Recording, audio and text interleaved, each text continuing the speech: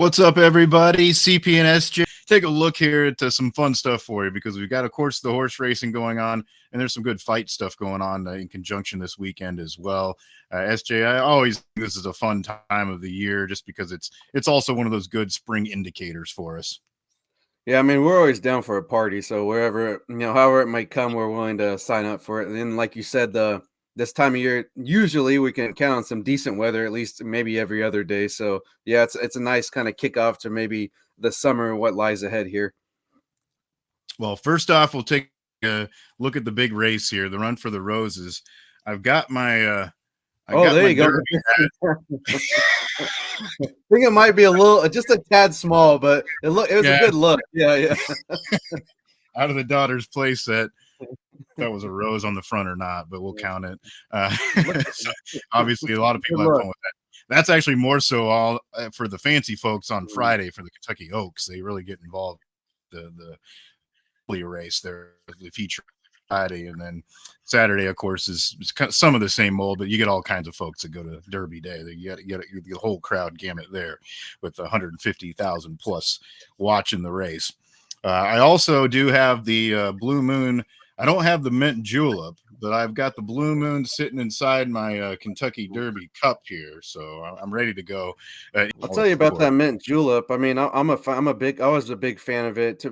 First time I had like a decently made one, right? And then actually spent a little bit of time in Louisville on a work trip and had one there. And I don't know if I can do it this year, man. That thing was like life changing. Like you hear this, you kind of hear the thing, and you're like, oh, whatever, it's bullshit, and it's gonna be just like a drink. Like, no, it is. They do their bourbon a little different in that part of the country, and it's. I mean, I'm not saying in a bad way, in a good way, it's done different. So, yeah, it's pretty amazing thing. I'm definitely gonna try to sneak one or two in still, but yeah, I don't think it'll be the same, but. Fortunately, I think it's been long enough where my palate isn't gonna quite remember the difference, so we'll be okay. But it was really amazing. It was name of the place is a jockey club there in downtown Louisville. So if you ever get a chance, it was a bitch to find. Let me tell you, it was in the hotel, like the back stairway, and Oh, down wow. a couple halls, but it was an amazing place when we got there. But it was a interesting setup and pretty cool deal, of course. Horse themed being the jockey club. It's Yeah. a pretty cool spot. Yeah, you're definitely one of those cocktails. If you've had a bad one, you have a very bad opinion. If you've had a good one, you understand where they're coming from, and they know how to do it. There, obviously, it is on the bucket list. I want to have one at the Derby someday. I'll get there eventually. But let's take a look here at the race. It's the 150th edition of the Kentucky Derby. Always cool anyways, but they'll have a little extra added flair to this one, I'm sure, with some extra things going on to celebrate that fact. But when you look at it here, done a little looking into this. Neither one of us are, obviously huge weekend to weekend race guys, but you always look into this and have some fun with it. And I guess one caveat too, if you're, somebody that's making plays, this is the one horse race every year that is not a typical horse race. Like you don't see this happen ever because you're not going to get 20 horses crammed into a starting gate to run. Usually it's an 8 to 12 horse field. This is very unique, so it's different than what is normal, and that's what makes it kind of unpredictable sometimes too, because weird things can happen with that many horses try to jam their way down the track. But looking at the stats and the numbers, this does look like one horse really has the advantage, and that horse is Fierceness. Right now to 9-5 odds. The last look here from Churchill Downs, and the reason for that is this horse has put up times in his wins that are better than a couple of Triple Crown winners and Justify an American Pharaoh. It's just one of those horses. It's got a top end cruising speed and nobody else can keep up. He likes to set the pace and get out front. And it certainly looks like if he runs his race, he's had a couple where things haven't gone his way and then he just drops out of the pack. But if he gets out front there and sets the tone, kind of looking like the horse that is the one to beat. And it's hard to say that sometimes in the Derby. Yeah, and coming from the general fan standpoint, let's hope maybe some like you said, it's a race that you don't see oft. Crazy things happen, so let's hope there's some of that at least for the long shot cause, because you're not going to be getting too much value with such an odds-on favorite, and a lot of the pundits kind of going that way and thinking it's going to be a chalky kind of a race. The other popular pick, by the way, and this is one I'm not really going to put in my picks, but Sierra Leone, the 2 horse, is the other one that a lot of folks want to or are picking to maybe win this race because it's a horse that is just an incredible closer. Like this horse is the exact opposite of fierceness. He wants to fall to the back of the pack and then come hard charging down the backstretch and catch up. And he's done that in some races. So that's why a lot of people are going with him. But that's awfully hard to do when you've got that many horses out on the track. It makes it that much more dangerous, I think, to try to pick a horse that's like that with a late hard charge. It usually doesn't work out in that race, so that's why I'm going to stay away. But as far as my plays, obviously, I think Fierceness is the one that will probably win this race, especially if he breaks well from the gate. The one caveat is a 17 horse has never won the Derby. Now that means nothing if you're good enough to overcome, history, but that's just a little nugget there.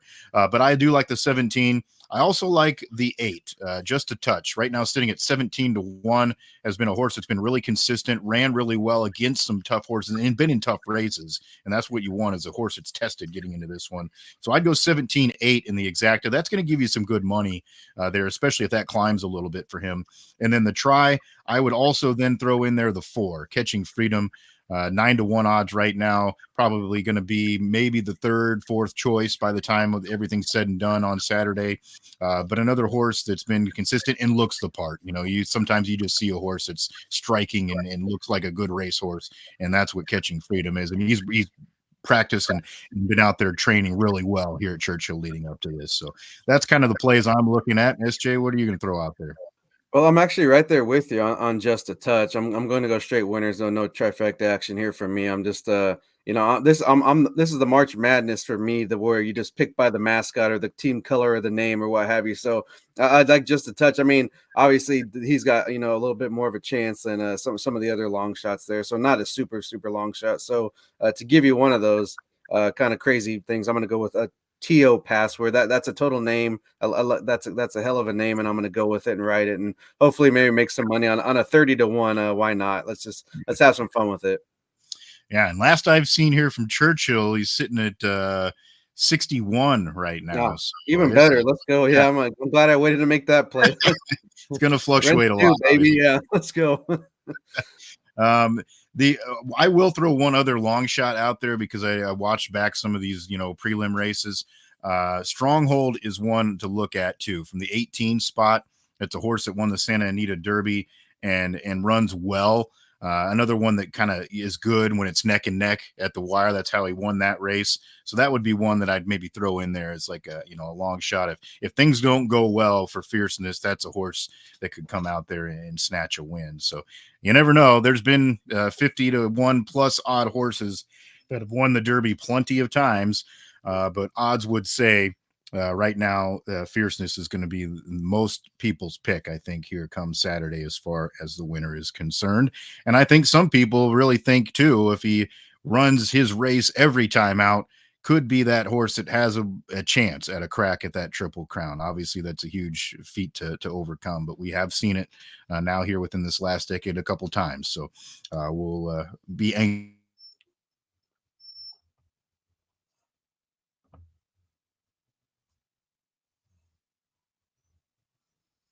in sport. It's supposed to be the fastest 2 minutes in sports. I just love the atmosphere and the whole kind of pomp and circumstance around it. It's a fun sporting event. Speaking of the big fights that we talked about, SJ, what are you looking at there for this weekend? Of course, like I said, just last decade, even longer, it's been a huge boxing week on a Cinco de Mayo weekend, and also the Mexican Independence in September has kind of been the two. Those are the two big weekends always. So we're hitting the first one now, and there's some UFC. We'll make some plays on that later, but for right now, we'll focus on the Canelo main event against Jaime Munguia. Kind of an interesting setup here. I know there's been some decently, like I guess you'd say. Kind of out of nowhere upsets here in the boxing world lately. So I think a lot of people have kind of maybe leaning that way or seeing, well, maybe we're kind of seeing some, changing of the guard type of thing, or some different fighters kind of coming up or making, kind of the predictable has been anything but that lately. So I think that's, some of the sentiment heading into this fight. And, a lot of the talk is rightfully so, Canelo's got 64 fights under his belt. So that's quite a, quite a career already and still going. But at the same time, he is, 33 years old, so he's not exactly an old man by any stretch. But I mean, don't get me wrong, that's a lot of wear and tear. So I think that's playing in the fact, and also, fighting a 27-year-old who's 43-0, kind of coming in, that on paper, it looks like, maybe this is a time for the young guard to take over there from the veteran. So that's kind of where we're, at least storyline wise, that's what we're looking at there. As far as plays, I still like the Canelo KO, TKO, DQ play. That's plus 165 at last check. So you're getting a pretty decent value on a favorite, no less.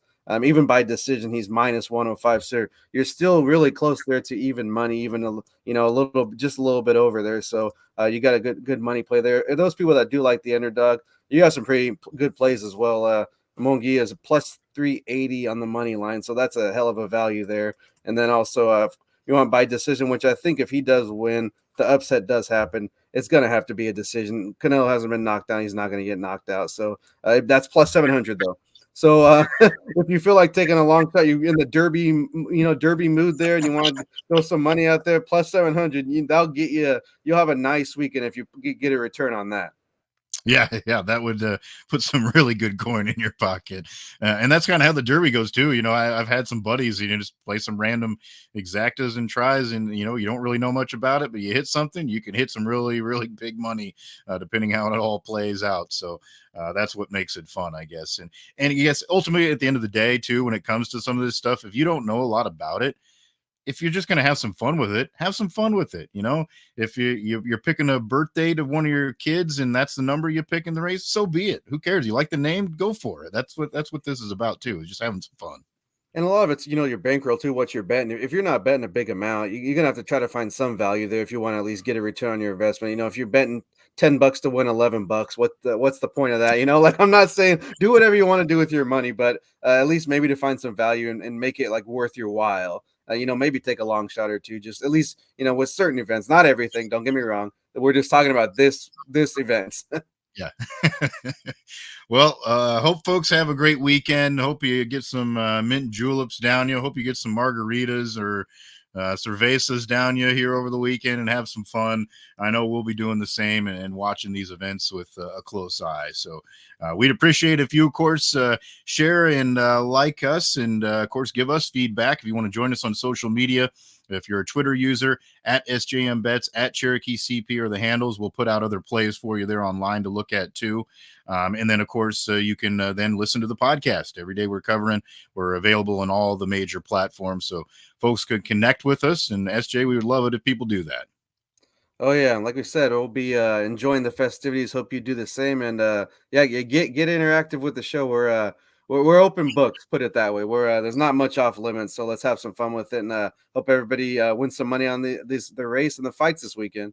All right, cheers to that. That's SJ Munoz. I'm Chris Parks. Thanks for joining us here for a little short video for you this week. We'll see you next time for some more covers.